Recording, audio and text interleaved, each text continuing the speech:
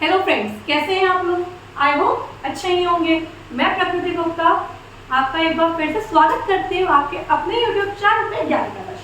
I hope सबको पता है कि मैं यहाँ इकोनॉमिक्स पढ़ाती हूँ, राइट? तो इकोनॉमिक्स की प्रीवियस वीडियोस आप लोगों ने देखी है। मैंने सिलेबस आपसे डिस्कस किया था, फिर मैंने आपसे इंट्रोडक्शन टू माइक्रो इकोनॉमिक्स हमने आपसे डिस्कस किया जो आपकी यूनिट 1 है। फिर मैंने आपको फिर से कॉन्सेप्ट पढ़ाया यूनिट 2 का consumer behaviour and demand, right? I hope यहाँ तक आपका कॉन्सेप्ट क्लियर है। आई नो आप लोग सब कुछ पढ़ चुके थे, मैंने आपको फिर से पढ़ाया जस्ट बिकॉज आपका रिविजन हो जाए, राइट? रिविजन होगा बेटा, कॉन्सेप्ट क्लियर होगा, तभी आप लोग एग्जाम में एमसीक्यू सॉल्व कर पाएंगे, क्योंकि एमसीक्यू लगाने के लिए कॉन्सेप्ट क्लियर होना बहुत जरूरी है। जस्ट बिकॉज हमारे पास 4 ऑप्शन होते हैं, तो हमें लगता है कि ये ऑप्शन भी होगा, ये ऑप्शन भी हो सकता है, ये भी हो सकता है, ये भी हो सकता है, राइट?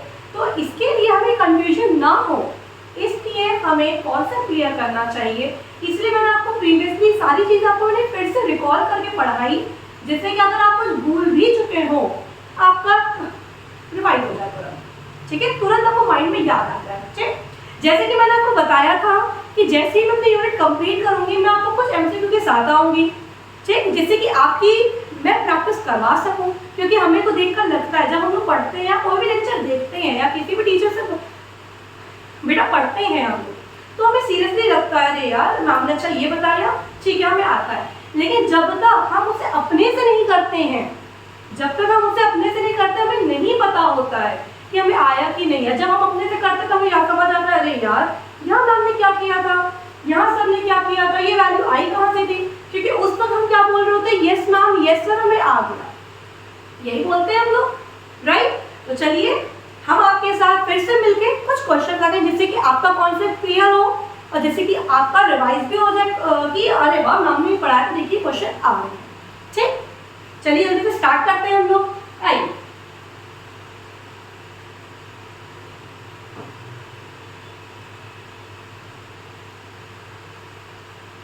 चलिए पहला क्वेश्चन डिस्कस करते हैं। आई होप सबको विजिबल होगा, राइट? स्टिल अगर नहीं है तो आप मैं रीड करूंगी, आप लोग सुनिएगा ध्यान से। Which of the following is not concerned with the problem of choice?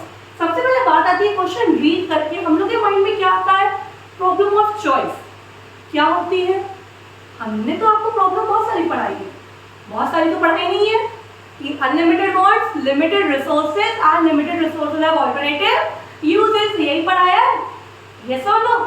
फिर सेंट्रल प्रॉब्लम मैंने आपको क्या पढ़ाई थी, what to produce, how to produce, for whom to produce, correct? चलिए देखते हैं विच ऑफ द फॉलोइंग, मैंने रिकॉल करा दिया आपसे, unlimited wants, limited resources and limited resources have alternative uses, बताया?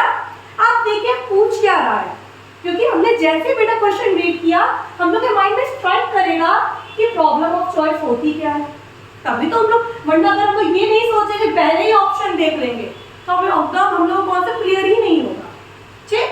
तो जब भी हम एमसीक्यू सॉल्व करने का सीधा तरीका है, पहले आप लोग क्वेश्चन रीड करिए, बिना ऑप्शन देखे उसका आंसर सोचिए, बिना ऑप्शन देखे उसके आप आंसर सोचिए। अगर वो आंसर सही होगा तो ऑप्शन में दिख जाएगा, नहीं सही होगा इट मींस आपका सोचना गलत था, फिर आपको उन 4 ऑप्शंस के थ्रू आपको हिंट मिलेगी, ठीक? चलिए आगे बढ़ते हैं। तो क्या कह रहा है इसमें, इनमें से जो आपको फॉलोइंग प्रॉब्लम दी है उसमें से कौन सी हमारी प्रॉब्लम ऑफ चॉइस नहीं है? सबसे पहला ऑलरेडी यूजेस है, लिमिटेड अनलिमिटेड वांट्स भी है, लिमिटेड रिसोर्सेज स्केयर रिसोर्सेज है, एक्सेसिव इनकम, ये हमारी प्रॉब्लम ऑफ चॉइस थोड़ी है, पैसा आना तो किसकी प्रॉब्लम होती है, सबके तो अच्छा होता है, right? It means we have to mark option 1। Clear? I hope clear है। चलिए नेक्स्ट क्वेश्चन पे आते हैं। Example of micro economic variable, इनमें से कौन सा हमारा माइक्रो इकोनॉमिक वेरिएबल है? सबसे पहले बात आती है मैम माइक्रो होती क्या है, मैंने आपको बताया था जब लोग इंडिविजुअल स्मॉल यूनिट्स की बात करते हैं, यस और नो? और अभी हमने माइक्रो ही पढ़ा है, हमने माइक्रो ही पढ़ा है। अब हम लोग ऑप्शन चेक करते हैं क्या क्या है। देखिए होलसेल प्राइस इंडेक्स, ये हमारा इकोनॉमिक्स है ही नहीं, माइक्रो का नहीं है। Aggregate demand macro, market demand हमने माइक्रो में पढ़ी थी, यस और नो? नेशनल इनकम मैक्रो का, इट मींस हमारा माइक्रो इकोनॉमिक्स का एग्जांपल कौन सा है, market demand. Your mark your option number 3। Clear? चलिए नेक्स्ट आगे बढ़ते हैं। ऑफ क्या लिखा, प्रोडक्शन कर। जरूरी नहीं है आपको पूरा नाम दे, लेकिन आपको समझ आना चाहिए प्रोडक्शन कर मतलब कि पीपीसी की बात हो रही है। यस और नो? अब मैम आपने पीपीसी पढ़ाया था? बिल्कुल पढ़ाया था। जब हम पहली यूनिट समाप्त कर रहे थे मैंने आपसे कहा था बेटा इतना मैं इलैबोरेट होकर नहीं पढ़ाऊंगी, बट मैंने आपको पीपीसी की का कॉन्सेप्ट बताया था, जिसके लिए मैंने कहा था जब मैं क्वेश्चन पढ़ाऊंगी उसका कॉन्सेप्ट मैं आपको और क्लियर करूंगी। ठीक, क्योंकि बेटा इकोनॉमिक्स बहुत वास्ट है, जरूरी नहीं है मैं हर यूनिट, हर चैप्टर, हर टॉपिक में इलैबोरेट फॉर्म में पढ़ाऊं। करेक्ट? तो कुछ होता है, कुछ हम इकोनॉमिक्स के थ्रू आपसे टॉपिक डिस्कस करेंगे। ठीक मैम, होता क्या प्रोडक्शन? पीपीसी सब पढ़ के आए हैं। इट इज क्या था, वो एक ग्राफिकल रिप्रेजेंटेशन होती है जिसमें हम लोग दो गुड्स के कॉम्बिनेशन को रिप्रेजेंट करते हैं। One good sacrifice for another. Yes और नो? यही था। और अगर हम फिर से रिवाइज करते हैं, फिर से रिकॉल करते हैं, तो समहाउ हमारा पीपीसी ऐसे बनता था। यस और नो? यस और नो? और मैंने ये भी कहा था पीपीसी का कर्व शेप कॉनकेव होता है, लेकिन जब हम लोग एज अ न्यूमेरिकल के थ्रू लगाते हैं, कभी कभी एमओसी हमारी कांस्टेंट आती है, कभी कभी एमओसी हमारी डिक्रीजिंग ऑर्डर में आती है। तो मैंने आपको क्लियर पहले ही बताया था प्रीवियस लेक्चर्स में, जब हम लोग का डिक्रीजिंग रहता है, जब हम लोग का डिक्रीजिंग रहता है तो कॉन्वेक्स शेप बनता है, और जब कांस्टेंट होता है तो स्ट्रेट लाइन बनता है, ये बताया था। और इंक्रीजिंग होगा तो कॉनकेव, और पीपीसी कॉनकेव शेप का होता है, राइट? फिर बात आती है combination of two goods, one good is sacrifice for another which shows the inverse relationship. PPC क्या दिखाता है? इनवर्स रिलेशनशिप दिखाता है, जिससे कि हम लोग एक गुड को सैक्रिफाइस कर रहे हैं तभी दूसरा गुड कंज्यूम कर रहे हैं। यस और नो? क्लियर? एक घट रहा है तो दूसरा बढ़ रहा है, यही हमारा इनवर्स रिलेशन होता है। यस और नो? और मैंने आपको प्रीवियस बताया था जहां इनवर्स रिलेशन होता है वहां पर जो स्लोपिंग होती है वो लेफ्ट टू राइट डाउनवर्ड होती है। बताया था? नहीं याद? फिर से याद आ जाएगा। ठीक, मैं आपको फिर से रिकॉल करा दे रही हूं, जहां पर बेटा इनवर्स रिलेशन होता है, जहां पर मार्क माय वर्ड्स, जहां पर हमारा इनवर्स रिलेशनशिप की बात आती है वहां पर स्लोपिंग लेफ्ट टू राइट होती है, वहां पर स्लोपिंग लेफ्ट टू राइट होती है, जहां पर हमारे इनवर्स की बात आती है। क्लियर? जहां पर हमारा इंक्रीजिंग रेट बढ़ता है कॉनकेव, डिक्रीजिंग कॉन्वेक्स, इस कांस्टेंट है तो स्ट्रेट। मार्क माय वर्ड्स, ये सब शॉर्ट ट्रिक्स है जो हमें लगता है यार मैम क्या बता रही है, हमें आता है। बिल्कुल आता है, मैं आपको यहाँ पर डिमोटिवेट नहीं कर रही हूँ, बिल्कुल आपको आता है। लेकिन जब हम लोग कभी कभी थोड़ा बेटा ओवर कॉन्फिडेंट होते हैं, तो कभी कभी आता हुआ भी हमें नहीं आ पाता है, कभी कभी आता हुआ भी नहीं आ पाता है। इट्स बेटर जब जब रिवाइज हो रहा है तब तक आप उसे रिवाइज करिए। ठीक, जहां पर इनवर्स था left to right downward. Yes, अब देखते हैं मैंने अभी क्या बताया, स्लोप ऑफ प्रोडक्शन कर्व। अभी मैंने बताया मैम आपने कहा था दोनों कॉम्बिनेशन ऑफ टू गुड्स होता है, जिससे एक गुड हमारा दूसरे गुड की सैक्रिफाइस करता है, जो शो करते हैं इनवर्स रिलेशनशिप। यही बताया मैंने। तो बेटा इनवर्स और इंक्रीजिंग एमओसी को फॉलो करते हैं, क्योंकि पीपीसी का कर्व क्या होता है? Concave in shape, concave to the origin. Yes और नो? पीपीसी के बारे में दो चीजें याद है, left to right and concave. Yes और नो? अब देखिए पूछ क्या रहा है, स्लोप ऑफ क्या है? PPC production curve. ऑप्शन क्या क्या है? Straight line, convex, concave, none of these. Straight line का हो नहीं सकता क्योंकि मैंने पहले ही बताया है, जब हम न्यूमेरिकल फॉर्म में लगाते हैं, चाहे वो आईसी हो, इंटरफेरेंस कर्व हो, चाहे वो पीपीसी हो, तब हमारा शेप बिल्कुल चेंज होता है। ठीक, चलिए फिर बात आती है कॉन्वेक्स। हो नहीं सकता, आईसी होता है। कॉनकेव हुआ क्योंकि अभी मैंने पीपीसी में पढ़ाया, तो मार्क कर ऑप्शन नंबर 3। क्लियर? देखिए एमसीक्यू के साथ मैंने पीपीसी आपको रिवाइज करा दिया। ठीक है, क्लियर? तो बेटा एमसीक्यू के लेक्चर्स मेरे बिल्कुल भी मिस मत करिए। ये बिल्कुल मत सोचिए अरे यार नाम से एमसीक्यू पढ़ाएंगी। एमसीक्यू के पीछे आंसर क्या है, उस आंसर का रीजन क्या है, और वो आंसर क्यों नहीं है, वो भी हम रीजन आपको यहाँ बताएंगे।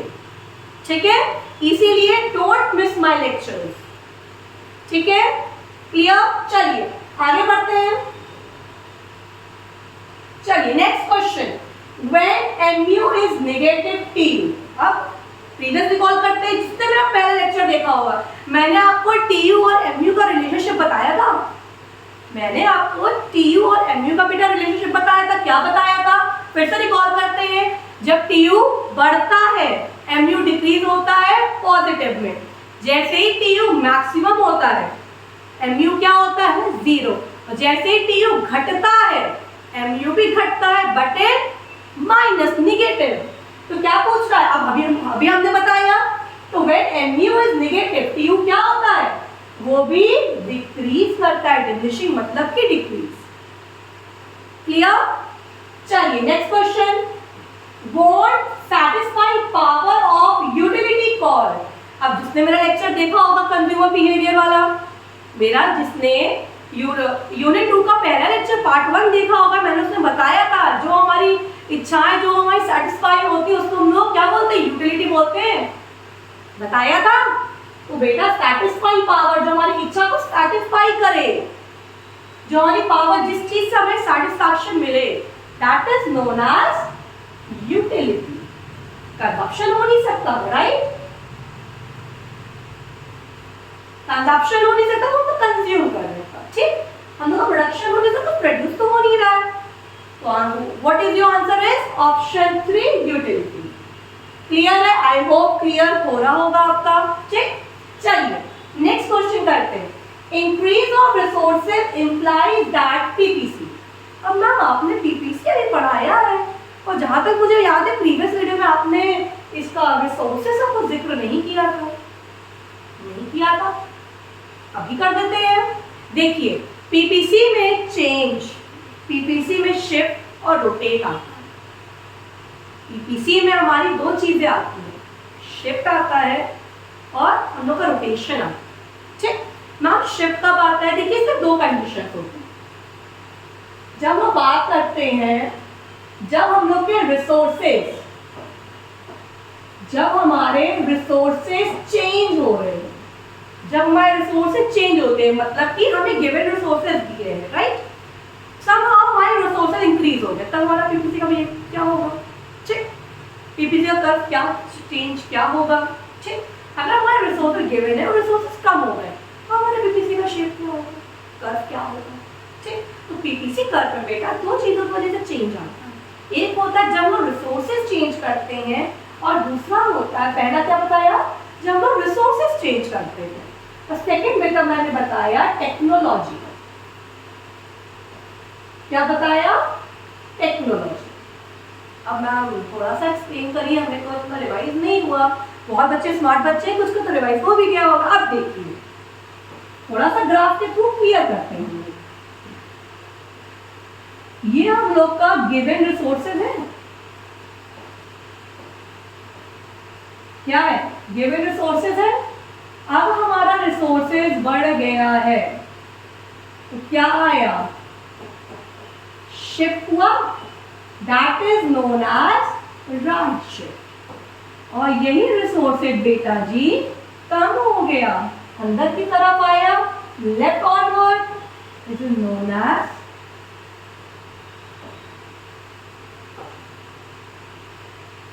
Left shift. क्लियर है, पक्का वाला। मैम रोटेशन ही बता दीजिए, बिल्कुल बेटा बता देते हैं हम, ठीक। अब मान लीजिए देखो रोटेशन कब आता है, मैंने क्या बताया आपको, जब हमारी टेक्नोलॉजी चेंज होती है। तो ये है वाई एक्सिस, और कभी कभी होता है कि यहाँ पर मान लो आपको गुड एक्स गुड वाई दिया, ठीक। कौन सा समझिएगा, कभी कभी होता है हमने अपना टेक्नोलॉजी अब इम्प्रूव कर दिया, हमने अपनी टेक्नोलॉजी इम्प्रूव कर दी, तो हमारा क्या होगा, बढ़ जाएगा। लेकिन अगर हम ध्यान देंगे तो वाई ने तो और टेक्नोलॉजी यूज की है, तो वाई का रिसोर्सेस क्यों बढ़ेगा, बढ़ेगा नहीं बढ़ेगा, यस और नो। सिर्फ एक्स ने यूज किया, देखिए तो ये कहीं ना कहीं ये रोटेशन, ये चीज हमारी रोटेट हुई, दैट इज कम्स रोटेशन, ठीक। अब इसी बात कभी कभी बिल्कुल होगा ऐसा कि एक्स ने ना यूज करके वाई ने गिवन टेक्नोलॉजी यूज की। रोटेशन आया? यस और नो? इट मींस जब हमारी एफिशिएंट टेक्नोलॉजी होगी, अगर हमारी एक वुड ने एफिशिएंट टेक्नोलॉजी यूज की तो रोटेशन आएगा। अब मैम क्या होगा? अभी तो आपने बताया कि एक आपने बताया कि एक में गुड एक्स यूज कर रहा है तो एक में रोटेट हो रहा है, फिर सेकंड में हम लोग गुड वाई टेक्नोलॉजी चेंज कर रहा है, एफिशिएंट टेक्नोलॉजी वो रोटेट हुआ। मैं अगर दोनों टेक्नोलॉजी यूज करेंगे तब क्या होगा? बेटा वेरी सिंपल, ये था एक्स ने भी यूज किया, वाई ने भी यूज किया, this will bring rightward shift, क्योंकि पूरा ही तो चेंज हो रहा है, पूरा ही तो चेंज हो रहा है। क्लियर? कॉन्सेप्ट क्लियर है? यहाँ पर पीपीसी मैंने पढ़ाया नहीं, लेकिन एमसीक्यू के थ्रू आपको हमें आपको कॉन्सेप्ट क्लियर कर रहे हैं। ठीक, चलिए आई होप यहाँ पर कॉन्सेप्ट क्लियर होगा। इफ कॉन्सेप्ट बेटा क्लियर नहीं है, may I know in the comment section. Comment section आप ही लोग के लिए है, ठीक है? बकवास करने के लिए नहीं है, वहां बकवास करनी भी नहीं, तारीफ करनी है तो तारीफ करिए, बिल्कुल करिए। अगर if you have any doubt, you have any doubt, अगर वो मैंने पढ़ाया है चाहे नहीं पढ़ाया, मेरे सब्जेक्ट से रिलेटेड है, आप बिल्कुल कमेंट सेक्शन अपना क्वेश्चन ड्रॉप कर सकते हैं।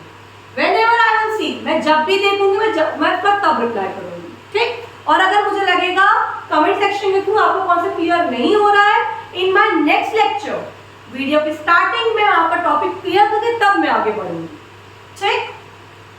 श्योर? कौन सा समझ आ रहा है? आई होप यहाँ पर क्लियर है। बेटा क्लियर है तो वीडियो को लाइक करना ना भूलें। चलिए आगे बढ़ते हैं। अब मैम बात आती है क्वेश्चन को करने, मैंने आपने ही पढ़ाया बिल्कुल। अब देखिए क्या रहा है, जब रिसोर्सेज इंक्रीज होते हैं तो पीपीसी में क्या आता है? रिसोर्सेज इंक्रीज हुए तो क्या आया? शिफ्ट टू द राइट आया। आई होप क्लियर है। क्लियर? आगे बढ़ते हैं। चलिए नेक्स्ट क्वेश्चन देखते हैं। Which of the following is not a factor of production? अब ना पूरी इकोनॉमिक्स तो पढ़ ली है, फैक्टर प्रोडक्शन होते क्या है मैंने आपको क्लियर किया था डिमांड चैप्टर में। Land, labour, capital. लैंड से रेंट मिलता है, labour wages, entrepreneurship profit, investment से इंटरेस्ट। चार हमारे होते हैं factor production, land, labour, investment और एंटरप्रेन्योरशिप। ठीक, एंटरप्रेन्योरशिप, लैंड से हमें क्या मिलता है? लैंड से हमें क्या मिलता है? रेंट मिलता है ना। लेबर से वेजेस, इन्वेस्टमेंट से इंटरेस्ट, एंटरप्रेन्योरशिप में बिल्कुल एंटरप्रेन्योर हमें क्या देगा? प्रॉफिट देगा। ठीक, चलिए कह रहा है जो following is not a factor production, हमारा इसमें से जो भी हमें चार चीजें दी हैं फैक्टर ऑफ प्रोडक्शन क्या नहीं है? कैपिटल बेटा इन्वेस्टमेंट ही होता है। ठीक है, कंफ्यूज बिल्कुल मत होइएगा। चलिए लैंड मैंने बताया भी है, लेबर भी है, मैंने बताया कैपिटल भी है। क्या पैसा फैक्टर प्रोडक्शन है? नो, इट मींस मनी हमारा फैक्टर ऑफ प्रोडक्शन नहीं है। क्लियर? आई होप क्लियर हो रहा होगा। चलिए next, the word micro was firstly used by. अब मैम ये क्या है? जिसने मेरा फर्स्ट लेक्चर देखा होगा, मैंने माइक्रो की मीनिंग बताई थी। अब सबको पता है कि फादर ऑफ इकोनॉमिक्स कौन है? Alfred Marshall, Adam Smith. Father of economics बेटा कौन है? Adam Smith. अब बात ना पूछ रहा है the word micro was firstly, economics से चलिए फादर हमें पता है कि एडम स्मिथ है, आपने अभी बताया और हमें पहले से भी पता था।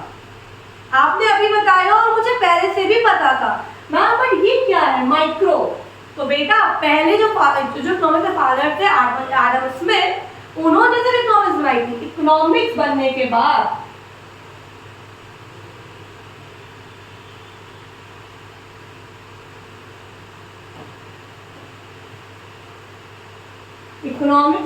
बाद बाद में बेटा दो ब्रांच में डिवाइड हुआ था, माइक्रो और मैक्रो। समझ आया? माइक्रो और मैक्रो। ठीक, मैं माइक्रो किसने दिया था? बेटा माइक्रो हमारा रैगनर ने दिया था, रैगनर फ्रिश, और मैक्रो हम लोग का कीन्स ने दिया था। नाम पूरा नाम क्या है? John Maynard Keynes, John Maynard Keynes. ठीक, फादर ऑफ इकोनॉमिक्स मैंने क्या बताया कौन है? Adam Smith. माइक्रो किसने दिया था इंट्रोड्यूस? किसने पहला वर्ड यूज किया? रैगनर ने किया। और मैक्रो किसने किया था? कीन्स ने किया था। ठीक, अब देखते हैं माइक्रो किसने किया था? रैगनर ने। चेक करते हैं कि रैगनर कहीं नाम है? बिल्कुल है, अगर है तो बिल्कुल टिक लगा लीजिए। ठीक, next, who was the father of economics? अभी मैंने बताया, who was the father of economics? Adam Smith. Clear? Mark your option number G. Next, चलिए नेक्स्ट पढ़ते हैं। Who gave the definition of economics related to welfare? मैंने आपको बेटा अपने यूनिट फर्स्ट का जब लेक्चर एंड हो रहा था मैंने आपको बताया था बेटा इतना बहुत सारी चीजें हैं जो आप एमसीक्यू के थ्रू सीखेंगे। जरूरी नहीं है क्योंकि आप लोग पढ़ के जाएंगे, लेकिन कभी कभी बिल्कुल लगता है यार ये सब तो मैंने पूरा पढ़ा था फिर भी ये आ गया। और मैंने आपको बाद में हिंट भी दी थी एज अ डेफिनेशन। जितनी भी डेफिनेशन पढ़ लीजिए, लेकिन बाद में आप लोग बहुत कंफ्यूज होते हैं। आप लोग क्या, मैं भी अपने टाइम में बहुत कंफ्यूज थी। अब तो चलिए हम पढ़ा रहे थे, मेरा कॉन्सेप्ट क्लियर है, लेकिन जब हमने ढेर सारी डेफिनेशन पढ़नी होती है ना, अरे यार हम यहाँ पर मार्शल भी आ रहा है, एडम स्मिथ भी आ रहा है, रिकार्डो भी आ रहा है, कीन्स भी आ रहा है, रैगनर भी आ रहा है, हिग्स भी आ रहा है, व्हाट शुड वी नो? हमें सब तो एक ही जैसी होती है, सब तो एक ही जैसी, कैसे हम पढ़ेंगे, कैसे हम याद करें?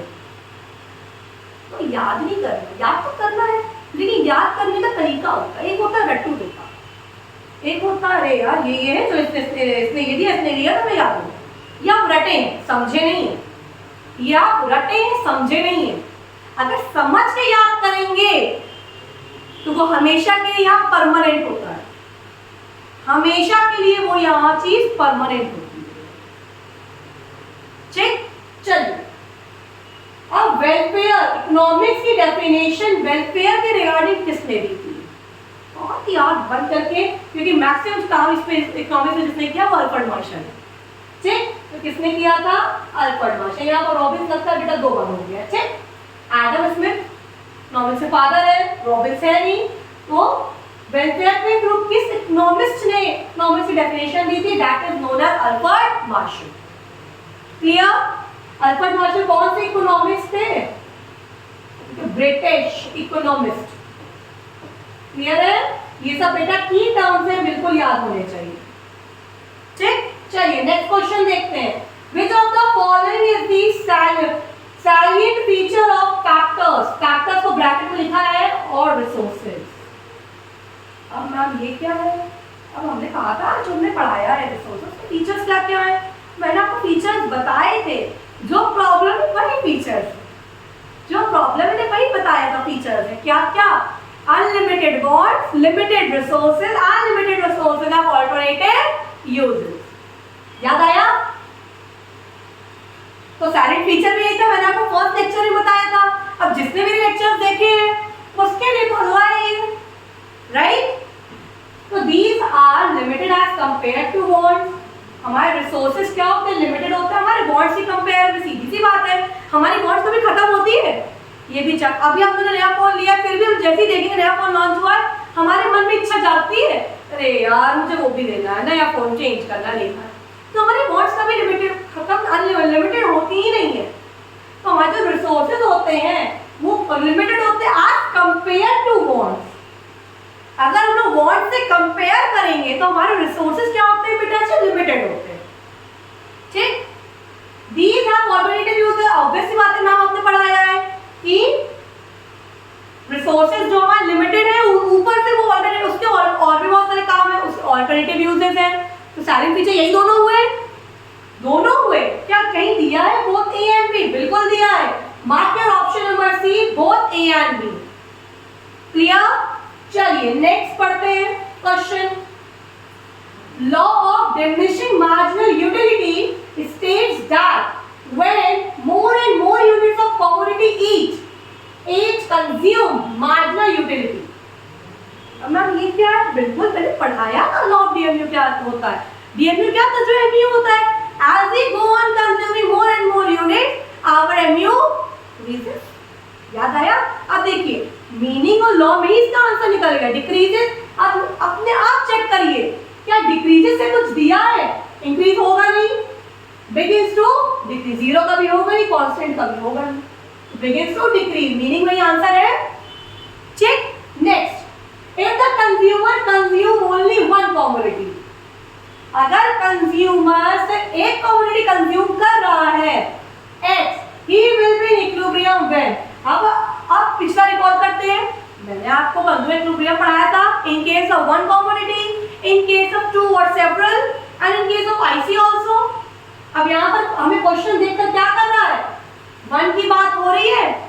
वन का मैंने क्या बताया था, जब हमारा MU प्राइस से क्या हो, बराबर हो, यही बताया था। इट मींस क्या कंडीशन थी, MUX is equal to PX, यही कंडीशन थी। यस और नो? अब देखिए बराबर, क्या ये कंडीशन कहीं ऑप्शन में दी है, ग्रेटर होगा नहीं स्मॉलर होगा नहीं? It means mark your option number C, MUX is equal to PX। Ma'am MUX क्या है, MU marginal utility of X commodity equal to the price of X commodity. Clear? Next पढ़ते हैं, Who gave the cardinal concept of utility? मैंने consumer behaviour के last topic में बताया था, last lectures में मैंने आपको कार्डिनल यूटिलिटी ऑर्डिनल पढ़ाया था। जो मैंने बताया था कार्डिनल यूटिलिटी किसने दिया, अल्फ्रेड मार्शल ने, ऑर्डिनल किसने दिया था, जेआरएफ ने। अब देखिए कार्डिनल की बात है, अल्फ्रेड मार्शल, चेक करिए बराबर, कहीं मार्शल का नाम है, बिल्कुल है, mark your option number A. Clear है? चलिए next, consumer behaviour is studied in, consumer behaviour हम लोग किस में पढ़ रहे हैं, अभी तो मैम आपने माइक्रो ही शुरू की है, तो देखो कहीं माइक्रो ऑप्शन है, mark your option number A, micro. Clear है? आई होप बेटा कॉन्सेप्ट आपका क्लियर हो रहा होगा। ठीक, एंड कोई अगर कोई क्वेश्चन में डाउट है या कुछ है, बिल्कुल कमेंट सेक्शन में आप मुझे बता सकते हैं। ठीक है, चलिए आगे बढ़ते हैं।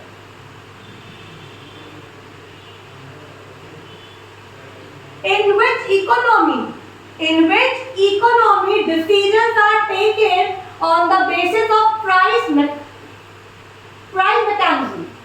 अब मैम ये क्या है, प्रॉफिट, पैसे के लिए कौन काम करती है? सबसे पहले आपको बता दें इकोनॉमी तीन होती है, मार्केट, सोशलिस्टिक और मिक्स्ड। यस और नो? सोशलिस्ट को हम लोग सेंट्रल प्लान भी बोलते हैं। यस और नो? मार्केट को क्या बोलते हैं बताइए, कैपिटलिस्टिक्स। ठीक, अब बात आती है मैम तीनों क्या थी, जो सिर्फ पैसे के लिए काम करे मार्केट इकोनॉमी, जो वेलफेयर के लिए काम करे सोशल इकोनॉमी, और जो दोनों मिक्स होकर काम करे, साथ में काम करे, that is known as mixed. तो प्राइस, पैसे के लिए कौन काम करता है, कैपिटलिस्ट। तो mark your option number B. Clear है? आगे बढ़ते हैं। Which of the following is a type of economic activities? अभी मैंने इकोनॉमिक रिकॉल करते हैं, इकोनॉमिक एक्टिविटी क्या होती है, मैंने आपको लेक्चर में बताया था, जिससे हम लोग क्या करें, पैसा, लाइवलीहुड अपनी अर्न करें, पैसा लें, पैसा कमाएं, अपना लाइवलीहुड अर्न करें, that is known as economic activity. मैं पढ़ाकर पैसा कमा रही हूँ, मेरे लिए teaching is my economic activity. Clear? Yes और नो? तो कह रहा है कौन सी है इकोनॉमिक एक्टिविटी, हमारी प्रोडक्शन भी है, कंजप्शन भी है, एक्सचेंज एंड इन्वेस्टमेंट भी है, चारों ही तो है, तीनों ही है। It means all of these. Clear? चलिए, which of the following economic activities are included in the subject matter of economics? अब मैम ये क्या है, हमारी इसमें आपको कुछ इकोनॉमिक एक्टिविटी दी है, जो कह रहा बताइए हमारी इकोनॉमिक में कौन सब्जेक्ट मैटर में आती है, इकोनॉमिक सब्जेक्ट मैटर आती भी है कि नहीं आती है। Economic activity related to unlimited funds आती है ma'am, economic activities related to limited resources ये भी आती, पढ़ाई हम लोग ने यही है। यस और नो? मतलब कि ए और बी दोनों होगा। यस, तो mark your option number C, both A and B. Clear है? चलिए आगे बढ़ते हैं।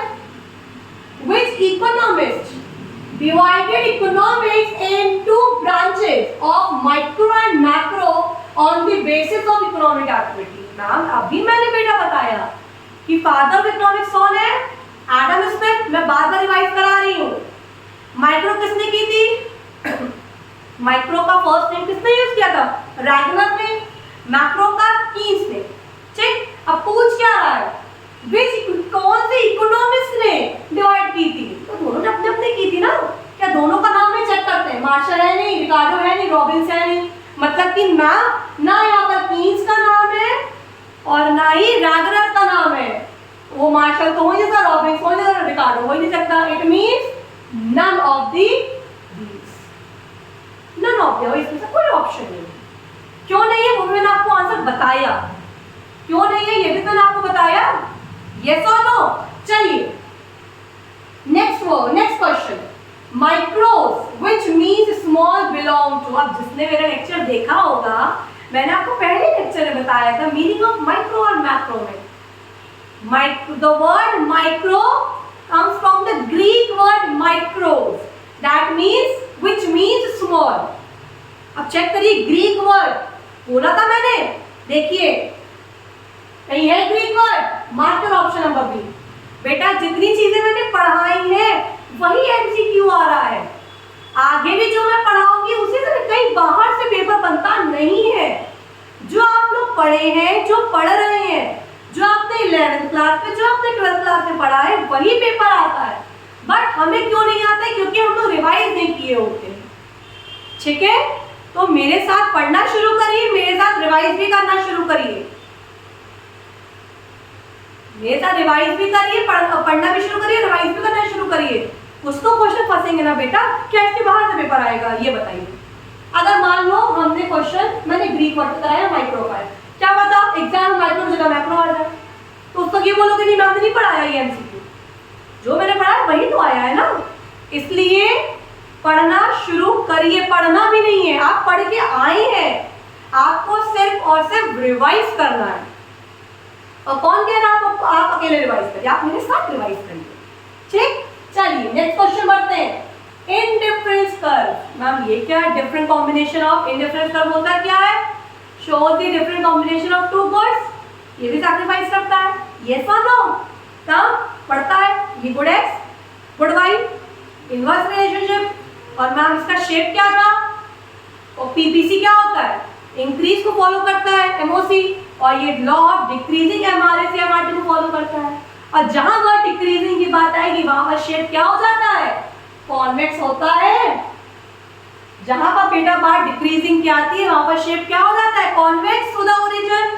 अब चेक करिए फटाफट, बिना देखे, बिना दिमाग में कुछ सोचे, क्या कहीं कॉन्वेक्स दिया, कहीं दिया, तुरंत टिक कर लीजिए। No need to read other three option, कोई जरूरत नहीं और आगे बढ़ी, बस आप चेक करिए कहीं कॉन्वेक्स दिया है, आप बंद करके टिक कर दीजिए। ठीक, चलिए नेक्स्ट पढ़ते हैं। Who basically propounded the concept of law of equimarginal utility। अब मैम ये क्या था? इक्विमार्जिनल, जो मार्जिनल यूटिलिटी क्या था? सुनिए, इक्विमार्जिनल यूटिलिटी, इसका अदर नेम भी है लॉ ऑफ सब्स्टिट्यूशन। कोई बेटा नई चीज नहीं है, जो एमयू का बिहेवियर है वही है। अब बात मैटर ये है मैम, ये लॉ किसने दिया है? मैंने आपको पहले ही कहा था एमसीक्यू तो आप सॉल्व कर देंगे, लेकिन जहां पर इकोनॉमिक्स की बात आएगी, किसने कौन सी डेफिनेशन दी, किसने कौन सा लॉ दिया, वहां पर दिमाग की दही होती है। मैंने आपको ये चीज पहले ही बताई थी, और ये चीज आप चैप्टर वाइज पढ़ते पढ़ते नहीं कर सकते हैं, क्योंकि जब आप बुक खोलेंगे ना डेफिनेशंस की, बहुत सारी डेफिनेशंस है, बहुत ही वैरायटी में डेफिनेशंस है, और सबको याद करना एट दैट टाइम आपको लगेगा सब याद हो गया। फिर भी जब इकोनॉमिक्स आएगा ना, पढ़ेंगे एमसीक्यू, तब लगेगा अरे यार फिर भूल गए। तो जितने एमसीक्यू लगाएंगे उतने ये चीज आपकी क्लियर होगी। ठीक, चलिए इक्विमार्जिनल यूटिलिटी को लॉ किसने दिया था? रिकार्डो ने। किसने दिया था? रिकार्डो ने। इक्विमार्जिनल यूटिलिटी का बेटा लॉ किसने दिया था? रिकार्डो ने। समझ आया? किसने दिया था? रिकार्डो। अभी मैंने इस इकोनॉमिक्स का नाम पहली बार प्रोनाउंस किया है। मतलब जब इक्विमार्जिनल यूटिलिटी की बात बात होगी तब कौन सा नाम आएगा? रिकार्डो। ठीक, चलिए आगे बढ़ते हैं। For the maximum satisfaction of consumer, मतलब कि अब नाम क्या है ये क्वेश्चन का मतलब? कंज्यूमर सेटिस्फैक्शन कब होता है? कंज्यूमर पढ़ के आए ना, अब ऑप्शन पढ़िए, चेक करिए कहां पर हमारी कंडीशन फुलफिल्ड हो रही है, दैट ऑप्शन आप मार्क करिए। चलिए पढ़ते हैं। Marginal utility of a good should be equal to the price. और बेटा कुछ भी नहीं बोल रहा, इट मींस ये क्वेश्चन सिंगल कमोडिटी का है। अगर कुछ नहीं बोल रहा है तो ये क्वेश्चन आपका सिंगल कमोडिटी का है। समझ आया? चलिए, marginal utility of a good should be equal to its price. क्या कंज्यूमर तब सेटिस्फैक्शन मैक्सिमम अचीव करता है जब हमारा एमयू और प्राइस बराबर होता है? ऑब्वियस सी बात है, यस मैम। हमारा ऑप्शन तो ए में मिल गया, फिर भी हम लोग बी और सी ऑप्शन रीड आउट करेंगे। Marginal utility of a good should be greater than price, ये तो कभी हो नहीं सकता। अगर प्राइस से ग्रेटर हो तो हम लोग को सेटिस्फैक्शन कभी मिलेगा? There is no relation between MU and price, ऐसा मैम पॉसिबल ही नहीं है एमयू और प्राइस का रिलेशन ना हो। यस और no? It means mark your option number A. Clear? चलिए next, who gave the ordinal utility theory? किसने दी, किसने प्रोपाउंडेड की, किसने प्रोपाउंड की? ऑर्डिनल, अभी मैंने बताया जब मैंने कार्डिनल का क्वेश्चन कराया, मैंने उसी वक्त आपको बताया ऑर्डिनल किसका था? जेआरविक, जो कि कौन सा था? English economist. English economist. ठीक, अब फटाफट देखिए क्या जेआरविक का कहीं नाम है? बिल्कुल नाम है तो टिक कर दीजिए। ठीक, चलिए आगे बढ़ते हैं। फिर से अरे मैम इतने सारे लोगों के क्वेश्चन हैं बेटा, इट मींस कहीं ना कहीं एक दो तो फंसेगा ही फंसेगा। ठीक, अब किसका पूछ रहा है? The propounder of law of BMU. अब किस बीएमयू मैम किसने दिया? अभी तक तो मैम इक्वी था, माइक्रो था, मैक्रो था, फादर ऑफ इकोनॉमिक्स था। अब मैम बीएमयू बता दीजिए। बेटा डीएमयू हमें दिया है गॉसेन ने। किसने दिया है? किसने दिया है? गॉसेन ने। किसने दिया है? गॉसेन। तो mark your option number A, Gossen over है। ठीक, क्लियर है? आगे बढ़ते हैं। Which is the first law of गॉसेन? गॉसेन का पहला लॉ क्या था? गॉसेन का पहला लॉ क्या था? अभी हम पढ़ के आए ना, किसने प्रोपाउंड किया डीएमयू को? गॉसेन ने। तो गॉसेन का पहला लॉ भी क्या होगा? Law of DMU. देखो क्वेश्चन बेटा घुमा कर पूछा, एक ही क्वेश्चन है। अगर किसी ने एक का कॉन्सेप्ट पढ़ा, सेकंड का कॉन्सेप्ट अपने आप क्लियर हो गया। यस और नो? चलिए आगे बढ़ते हैं। इंडिफरेंस कर्व स्लोप, अभी मैम आईसी आपने बताया था, स्लोप लेफ्ट टू राइट। क्यों? Because it shows the inverse relationship. Yes और नो? जो हम लोग डिफरेंट कॉम्बिनेशन टू गुड दिखाते हैं, जो कि एक के लिए दूसरा सैक्रिफाइस करता है, वो इनवर्स होता है। अब जहां इनवर्स की बात है कि वहां पर क्या होगा? Left to right. चेक करिए क्या ऑप्शन कहीं लेफ्ट टू राइट है? From left right to left होने से फ्रॉम लेफ्ट टू राइट। हमें सी और डी पढ़ने की जरूरत ही नहीं है, हमें सी और डी पढ़ने की नीड ही नहीं है, हमें बी में ही अपना ऑप्शन मिल गया। क्लियर? चलिए, विच स्टेटमेंट इज ट्रू? अब देखिए बेटा, एक तो मैंने लॉ डेफिनेशन बताया, एक मैंने स्टेटमेंट वाले बहुत क्वेश्चन आजकल आते हैं एग्जाम में। तो स्टेटमेंट में बेटा जी 95% स्टूडेंट्स को लगता है कि सारे स्टेटमेंट ट्रू है, या सारे ट्रू है या सारे फॉल्स है। स्टेटमेंट वाले क्वेश्चन है, बच्चों को यही लगता है। आप अभी तक आपको लग रहा नहीं है कि पढ़ेंगे, जब आप एग्जाम टाइम पढ़ना शुरू, इतना प्रेशर होता है ना ऊपर से, अरे यार ये भी करना है वो भी करना है, तो उसको हमें लगता है यार ये भी सही है, ये भी सही है, ये भी सही है, या हमें ये लगता है ये भी सही है, ये भी सही है, ये भी सही है, या हमें लगता है ये भी गलत है, ये भी गलत है, ये भी गलत है। It means none of the above या फिर ऑल ऑफ दीस। हमें इन दोनों में कोई एक चीज लगती है। अब पढ़ने वाले बच्चों को लगता है कि हाँ एक सही है या एक गलत है। ठीक है, यहाँ मैं आपको मेजॉरिटी की बात बता रही हूँ। ठीक, तो बेटा स्टेटमेंट वाले क्वेश्चन को ध्यान से पढ़िएगा। ठीक, चलिए, utility means want satisfying power, यही मैंने बताया था. Utility is a function of intensity of desire, जो हमारी इच्छाएं हैं. बिल्कुल ये भी सही है ma'am. Desire of consumption give birth to utility, जो हमारी इच्छाएं होती है, अरे यार मेरे पास ये भी होना चाहिए, कल को कुछ टाइम बाद वो हमारी नीड बन जाती है, जो हमें जिद हो जाती है कि हमें वो लेना है, हमें वो अपनी वांट सेटिस्फाइंग अपनी वांट सेटिस्फाई करनी है. तो हेयर नॉलेज के साथ, पढ़ने के साथ तीनों ऑप्शन सही है, सारे ट्रू हैं. It means you have to mark all of these. तुक्का नहीं लगाया मैंने यहाँ पर. ठीक, चलिए next. Which of the following is true? अरे मैम फिर से क्वेश्चन आ गया ट्रू का. TU increases when MU is positive. आपने यही बताया था मैम, जब TU बढ़ता है तो MU घटता है पॉजिटिव में, MU is positive. ठीक, लेकिन आप एक ध्यान दीजिए. फिर option B, TU is maximum when MU is equal to 0. TU maximum होता है जब MU 0 होता है. ठीक, TU declines when MU is negative. TU घटता है जब MU नेगेटिव पे होता है. TU बढ़ता है जब MU नेगेटिव पे होता है. ना हमें तो सारे ऑप्शन सही लग रहे हैं, फिर से तुक्का लग गया. जब TU बढ़ता है तो MU पॉजिटिव पे होता है. यस और no?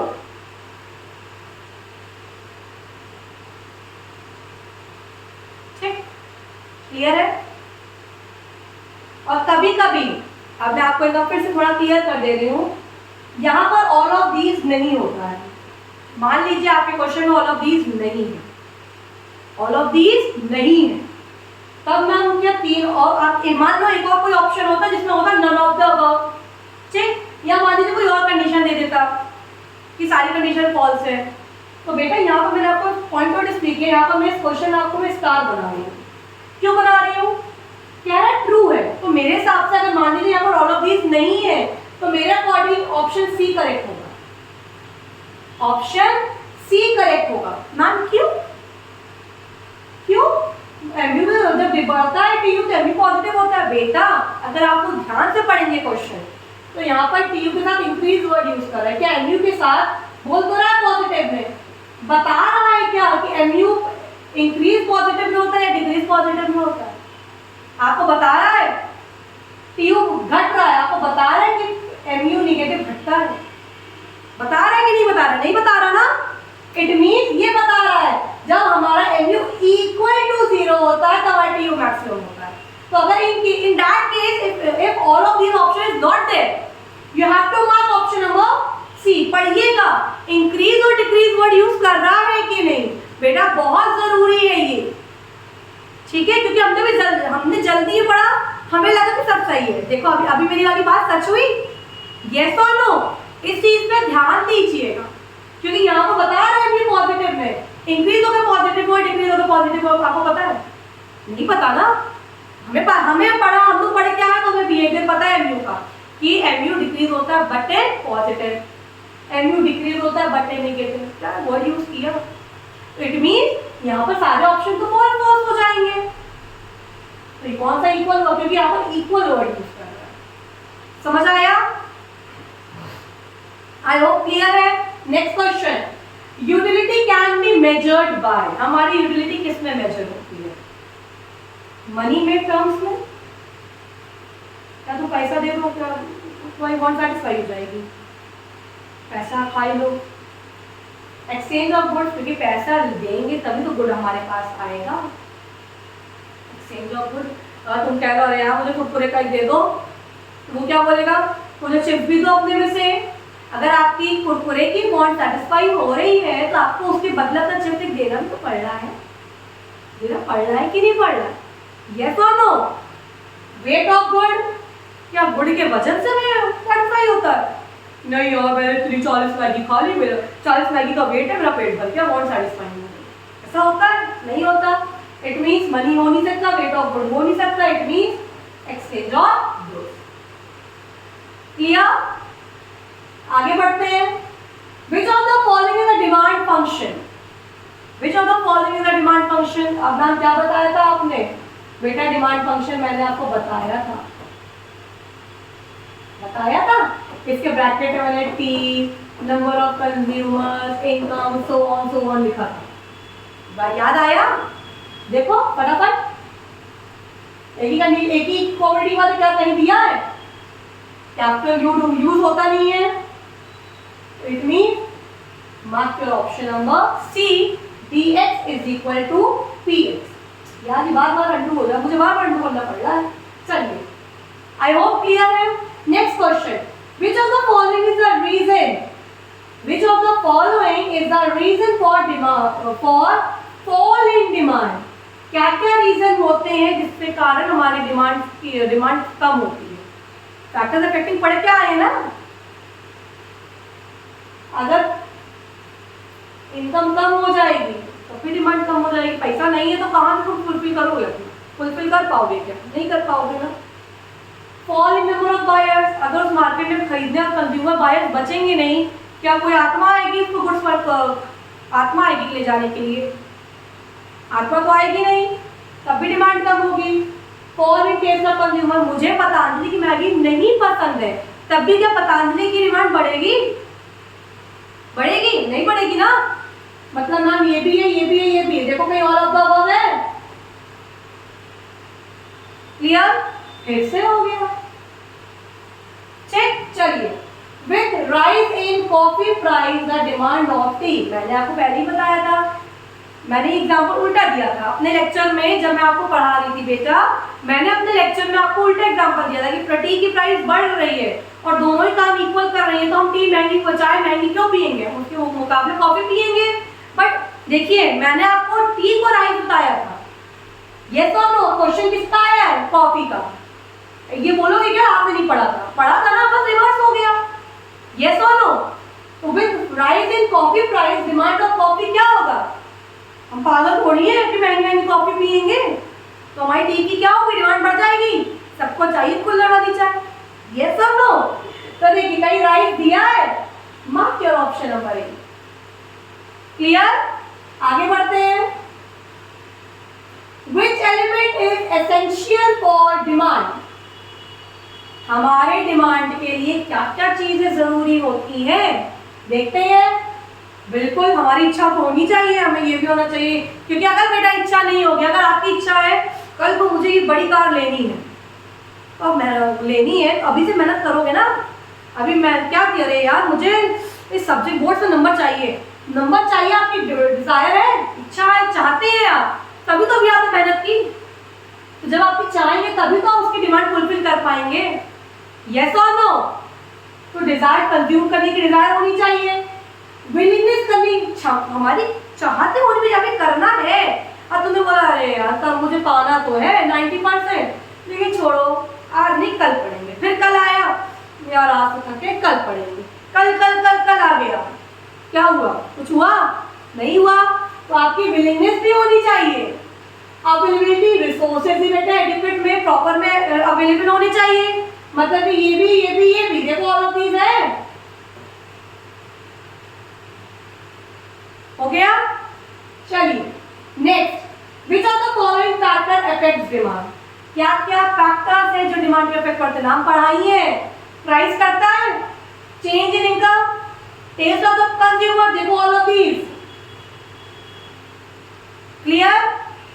Goods which can alternatively be used और फॉर, जिस गुड्स को हम लोग किसी के जगह ऑल्टरनेट में यूज कर सकते हैं।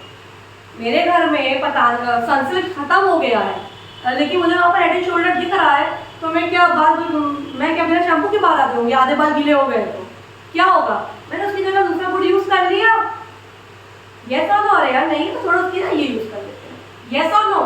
सब्स्टिट्यूट गुड्स हुआ। तो कहीं क्या है, जिस गुड्स को तो ऑल्टरनेटिवली यूज करते हैं उसे क्या बोलते हैं? देखो कहीं सब्स्टिट्यूट का नाम है। क्लियर? आगे बढ़ते हैं। When marginal utility is negative, then TU. अभी मैम आपने बताया जब हमारी मार्जिनल यूटिलिटी निगेटिव में है तब TU क्या होता है? इंक्रीज होता है। MU घटता है पॉजिटिव में, मैक्सिमम होता है तो MU 0 होता है। तो जैसे ही TU घटता है तो MU क्या होता है? निगेटिव। तो मतलब TU घट रहा है। अब देखो कहीं TU डिक्रीज या डिक्लाइन दिया है? देखो starts decreasing, mark your option number B. Clear? चलिए आगे बढ़ते हैं। On which base structure of economic problem has been installed, मतलब कि हमारे बेस स्ट्रक्चर क्या था जब हमारी इकोनॉमिक प्रॉब्लम इंस्टॉल्ड हुई, जिसको हमने नाम दिया कि हमारी इकोनॉमिक प्रॉब्लम है। अब फ्रॉम द बिगिनिंग बता रही हूँ मैं क्या क्या प्रॉब्लम थी। Unlimited wants, limited resources, unlimited resources of alternative uses, यही बता रही हूँ मैं। आप देख लीजिए इस टॉपिक से इतने सारे घुमा के क्वेश्चन आए हैं, इतने सारे आए हैं घुमा के क्वेश्चन। पढ़ा तो आपने सिर्फ एक टॉपिक था, लेकिन देखो इससे रिलेटेड कितने घुमाकर क्वेश्चन आए। यस और नो, इसी को प्रैक्टिस बोलते हैं। क्योंकि जब आप इतने variety of way of talking से, वे ऑफ क्वेश्चंस के फॉर्मेशन ऑफ क्वेश्चन की प्रैक्टिस करेंगे, तभी आपको क्लियर होगा रे यार ये तो मैंने पढ़ा है, बस ये ऐसे नहीं, इसको ऐसे पूछा है, कान ऐसे नहीं पकड़ा, उसने हाथ घुमाकर कान पकड़ा है, आंसर चेंज हो गया क्या? कान चेंज हुआ? नहीं चेंज हुआ ना। इसी तरह बेटा आंसर भी चेंज नहीं होता, जस्ट बिकॉज हमारा बस कॉन्सेप्ट क्लियर होना चाहिए। समझ आया? आगे बढ़ते हैं। तो देखिए अनलिमिटेड वॉन्ट बताया था मैंने, लिमिटेड रिसोर्सेज, मतलब ए और बी दोनों हुई, फिर ग्रीन हो गया। आज बार बार हो रहा है। चलिए क्लियर है? चलिए आगे बढ़ते हैं। The main objective of a socialist economy, अब भी मैंने बताया सोशलिस्ट इकोनॉमी का दूसरा नाम सेंट्रल प्लान्ड इकोनॉमी। यस और नो? अब सरकार क्या करती है? क्या करती है? हमारे हम लोग के भले के लिए सोचती है। यस और नो? तो मार्केट इकोनॉमी जहाँ पैसे के लिए सोचती है, जितना पैसा हो सके हम कमा लें। कोविड टाइम में क्या हुआ था, जब कोविड टाइम में वैक्सीनेशन लग रहे थे तो हम लोग जब ऑनलाइन बुकिंग कर रहे थे सरकारी हॉस्पिटल्स में, गवर्नमेंट हॉस्पिटल्स में, हमें वैक्सीनेशन फ्री में लग रहा था। पर ठीक है, थोड़ा हमें लाइन लगाना पड़ रहा था, थोड़ा हमें कुछ दिन पहले तो अपॉइंटमेंट लेना पड़ रहा था। यस और नो? लेकिन क्या हुआ, हमें फ्री में लगा। यस और नो? लेकिन यही पे यश हॉस्पिटल हो गए और जागृति हो गए, प्राइवेट हॉस्पिटल में लग तो रहा था वैक्सीनेशन, लेकिन उसके रेट आपको अगर जानकारी हो तो पैसा ले रहे थे उसके लिए। कहीं 2000 लग रहा, कहीं 1800, कहीं 3000, कहीं 3500। क्यों? क्योंकि जो लोग बहुत, जिनके पास बिल्कुल टाइम नहीं है, जिनको लाइन लगने का टाइम नहीं है, जो लोग ज़्यादा जानते नहीं है, कोई है नहीं, तो क्या सोचे, अरे यार इतना कौन इसको ऑनलाइन बुक करे, कौन इतनी लंबी लाइन लगाए, कि चलो यार पैसा देकर प्राइवेट में लगवा लें। ऐसा था। तो प्राइवेट ने इस पर इतना बड़ा अपने टाइम में इतना हम लोग की इकोनॉमी में प्रॉब्लम्स आई, हमारे इंडिया में इतनी ज़्यादा प्रॉब्लम आई, तो क्या प्राइवेट हॉस्पिटल ने क्या बिना पैसा कमाए सोचा? कुछ नहीं सोचा ना। तो मतलब कि मार्केट इकोनॉमी, मतलब प्राइवेट इंडिविजुअल क्या सोचता है, हर चीज़ में पैसा बनाना सोचता है, प्रॉफिट अर्निंग। लेकिन सरकार क्या करती है? हमारा भला सोचती है, वेलफेयर करती है। यस और नो? आज भी जो सरकारी हॉस्पिटल्स में जाते हैं, चाहे डफरिन हो गया, चाहे बेबी हो गया, जितने भी हॉस्पिटल्स हैं, क्या वहाँ की फीस 500 रुपये है क्या? नहीं है ना। आज भी बहुत से सरकारी हॉस्पिटल में फीस 5 रुपये है, 10 रुपये है, 2 रुपये है। आज भी बहुत से सरकारी हॉस्पिटल ये फीस है कि 5 रुपये का पर्चा बन गया और डॉक्टर को दिखा, भले ही दवाएं महंगी है, हम उसकी बात नहीं कर रहे, हम यहाँ से फीस की बात है, सिर्फ डॉक्टर के हम दिखाने की यहाँ बात कर रहे हैं। तो सरकार क्या कर रही है? हमारे लिए भला कर रही है, वेलफेयर। तो सोशलिस्ट इकोनॉमी का दूसरा नाम मैंने क्या बताया था? सेंट्रल प्लान्ड इकोनॉमी बताया था। देखिए कहीं वेलफेयर दिया, देखो नेशनल प्रोडक्शन तो होगा नहीं, क्यों करेगी? इकोनॉमिक फ्रीडम भी नहीं, अर्निंग प्रॉफिट भी नहीं, पैसा कमाती ही नहीं है, वो तो कमाती है लेकिन वेलफेयर के साथ कमाती है, नेशनल पब्लिक वेलफेयर। क्लियर हुआ? आगे बढ़ते हैं। To which factor economic problem is basically related. अब देखिए सबसे पहला क्वेश्चन मैंने किया था इकोनॉमिक प्रॉब्लम का चॉइस वाला। अब देखिए वही क्वेश्चन है घुमा कर पूछ लिया, ऐसे नहीं पकड़ा, पूरा 4 जगह घूमकर कहा ऐसे आधा कान पकड़ा है। क्या पूछ रहा है? क्या फैक्टर है जो हमारे इकोनॉमिक प्रॉब्लम से रिलेटेड है? चॉइस। क्योंकि भाई हमारी चॉइस है, हमें ये नोकिया नहीं, हमें रियलमी चाहिए, रियलमी नहीं ओप्पो चाहिए, ओप्पो भी ले लिया, लेकिन अभी नया आया ओप्पो फ्लिप चाहिए। जहां पर हमारी चॉइसेस की बात आ जाती है, जहां हमारी चॉइसेस की बात होती है, वहीं से अराइज प्रॉब्लम अराइज होती है। अगर हमें सेटिस्फैक्शन अगर यही मिल गया, क्या आप आगे बढ़ेंगे? अगर मान लो आप इतने में संतुष्ट हो गए, क्या आप आगे बढ़ने की चाह रखोगे? तो जहां पर बेटा हमारी चॉइस आती है, वहीं तो हमारी प्रॉब्लम मल्टीपल सिलेक्शन है नहीं, फॉर्म सिलेक्शन है नहीं, मतलब कि ऑप्शन ए चॉइस। क्लियर? आगे बढ़ते हैं। अरे खत्म। आई होप यहां पर आपका बेटा कॉन्सेप्ट क्लियर है। आज हम लोगों ने यहाँ पर जितना मैंने पढ़ाया था, इतना तो नहीं बोलूंगी, जितना मैंने माइक्रो की यूनिट पढ़ाई थी उतना मैंने आपको क्वेश्चन कराया ना। इसी के साथ साथ अभी ये आज मैंने 40 क्वेश्चन कराए। नेक्स्ट लेक्चर में, नेक्स्ट वीडियो में आपको मैं कुछ और क्वेश्चन कराऊंगी। क्या इसमें क्या मैंने कह दिया कि इसमें से आएगा? नहीं आएगा ना, क्या पता 1-2 फर्स्ट है, ठीक, क्योंकि बेटा सीधा क्वेश्चन नहीं पूछता है। आप बस आपने इकोनॉमिक प्रॉब्लम पढ़ी तो मुझसे रिलेटेड क्वेश्चन नहीं पूछता, घुमा कर पूछता है। तो जब आप घुमा कर आंसर तभी आंसर कर दे पाएंगे, आप उस क्वेश्चन की आंसर तभी आंसर कर पाएंगे जब आपका कॉन्सेप्ट क्लियर हो। और कॉन्सेप्ट क्लियर कब होगा? जब पढ़ा हुआ भी आप प्रॉपर रिवाइज करेंगे। रिवाइज क्या होता है? ऐसा नहीं होता है पढ़ा था ये हो गया बस हो गया। रिवाइज भी हमें प्रॉपर वे में करना है, तभी तो कॉन्सेप्ट फिर से रिवाइज और क्लियर होगा। यस और नो? आज हमने इकोनॉमिक्स से इतने क्वेश्चन किए। नेक्स्ट वीडियो में आपको मैं फिर मिलूंगी कुछ क्वेश्चंस के साथ, जिससे कि आपका कॉन्सेप्ट, आपका बेस और क्लियर हो, क्योंकि आने बेटा सिर्फ 35 है। इतने क्वेश्चंस मैं करा रही हूँ, जितने 40 कराई हूँ, 40 तो आने भी नहीं है एग्जाम में। 40 तो एग्जाम में आने भी नहीं है। कुछ माइक्रो के आएंगे, कुछ मैक्रो के, कुछ इंडियन के। यस और नो? इसमें सिर्फ 1 ही 2 फंसेंगे आएंगे। लेकिन क्या है, हमें पता है क्या कौन सा आएगा? नहीं पता ना, हमें पढ़ना तो हमें पूरा है। यस और नो? तो पूरा पढ़ने के बाद हमारा 1-2 फंसता, तब सोचो हम लोग सोचते हैं अरे यार काश ये पढ़ लेते, ये आंसर आ जाता। पढ़ा तो पूरा था लेकिन ये टॉपिक छूट गया था।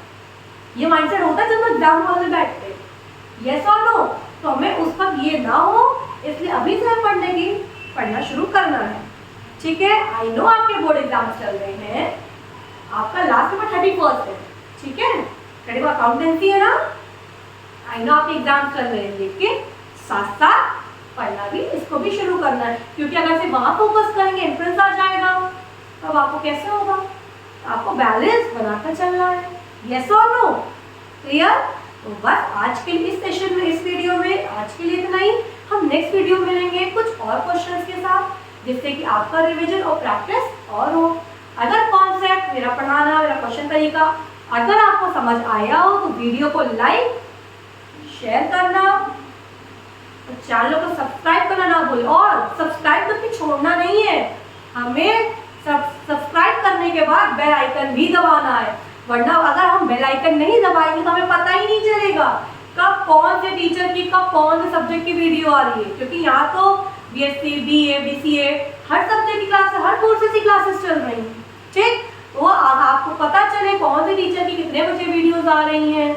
अगर आपको कोई टीचर का नहीं पता है कि कब कब वीडियो आती है या कितने बजे आती है, तो उन टीचर के पर्टिकुलर वीडियो के लेक्चर्स में उनके कमेंट सेक्शन में आप बिल्कुल उनसे पूछ सकते हैं, सर आपकी वीडियो की क्या टाइमिंग है, किन किन डेज आपकी वीडियोस आती हैं, ठीक? आपको बेटा रेगुलर स्टडी करना है, और रेगुलर स्टडी तभी हो पाएगी क्योंकि अकेले घर में बोर होता है। तो चैनल को रेगुलर विजिट करिए, ठीक? रेगुलर पढ़िए सारी का जो भी आपका पर्टिकुलर सब्जेक्ट है, जो आपके डोमेन पर्टिकुलर सब्जेक्ट्स हैं उसको फोकस करिए, क्योंकि यहाँ पर हमारे ज्ञान का चैनल पे हर सब्जेक्ट की क्लासेस चल रही हैं, ठीक? तो आप भी पढ़िए, अपने दोस्तों को भी बताइए। दोस्त सिर्फ कॉमर्स वाले सिर्फ नहीं, अपने साइंस वाले दोस्तों को भी बताइए कि नहीं भाई, ज्ञान कलश से हमारी नहीं चल रही है, तुम्हारी भी चल रही है, ठीक है? यस और नो करेंगे ना? और वीडियो कैसी लगी कमेंट सेक्शन में बताइएगा, और वीडियो को लाइक शेयर और चैनल सब्सक्राइब करना ना भूलें।